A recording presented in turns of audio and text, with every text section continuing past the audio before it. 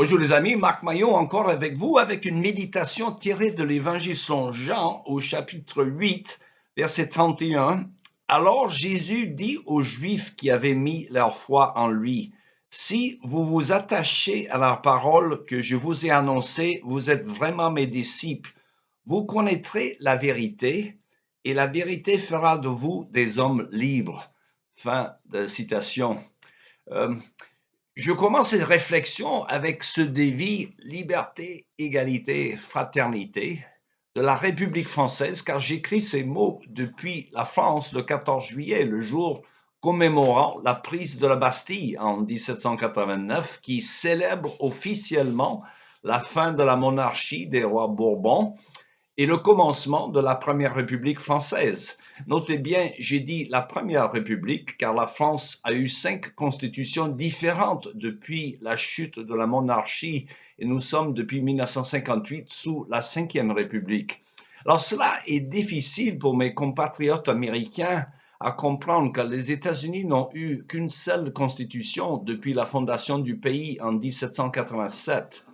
Je dirais que la longévité de la Constitution américaine vient du fait qu'elle est davantage basée sur des principes bibliques que ne l'est aucune autre constitution, car implicite dans le document fondateur des États-Unis est la notion que l'homme pécheur a besoin d'un système de gouvernement qui inclut l'équilibre et la surveillance mutuelle, ce qu'on appelle en anglais checks and balances, entre les 3 branches du gouvernement, exécutive, législative et juridique. Sinon, on risque de tomber sous les abus de pouvoir par une branche du gouvernement ou un individu qui désire s'accaparer du pouvoir, comme cela se fait souvent d'ailleurs dans ce monde déchu. Il en est de même d'ailleurs pour la gouvernance de l'Église. Dans le système dit presbytérien, pourvoit un sauvegarde pour empêcher quelqu'un, qu'il soit le pasteur ou un autre ancien, de prendre trop de pouvoir.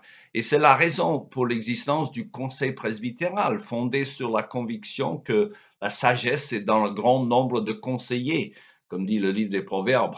Or, les églises de type épiscopal opèrent sur une autre conviction qui attribue davantage d'autorité à un évêque, un mot traduit du mot épiscopos dans le Nouveau Testament. Alors, cela donne un système de gouvernance plus centralisé avec les avantages et les inconvénients que l'on connaît, dont je ne parle pas maintenant. De toute façon, on ne peut pas nier qu'il y avait une grande lucidité des pères de la nation américaine qui, chrétiens ou non, baignaient dans une ambiance protestante avec la conviction assez pessimiste à l'égard de la nature de l'homme déchu. Sortant de la dernière réunion des rédacteurs de la Constitution des USA en 1787 en Philadelphie, une citoyenne de la ville demanda à l'imminent père fondateur Benjamin Franklin, alors, Monsieur Franklin, avons-nous une monarchie ou une république comme système de gouvernement? Sur quoi le vieux sage a répondu, une république, madame, si toutefois vous êtes capable de la sauvegarder. Or, M. Franklin savait que les systèmes de gouvernement ne sont aussi valables ou durables que les hommes qui les inventent, d'où la remarque de John Adams, devenu plus tard le deuxième président des États-Unis, qui avouait que la Constitution des USA était faite, et je le cite, pour un peuple moral et religieux. Elle est complètement inadéquate pour la gouvernance de n'importe quel autre peuple. Fin de citation. Le grand philosophe français Montesquieu reconnaissait qu'une démocratie exigeait la vertu des citoyens pour fonctionner. Il définissait la vertu comme l'amour des lois qui orientent les hommes à l'égard du bien et du mal. Mais d'où vient donc la vertu des citoyens, le désir constant et persistant de faire le bien, sinon de la conviction que l'homme aura un jour des comptes à rendre devant son Dieu créateur? Sans cette idée, il n'y a aucune raison de se comporter d'une manière non égoïste.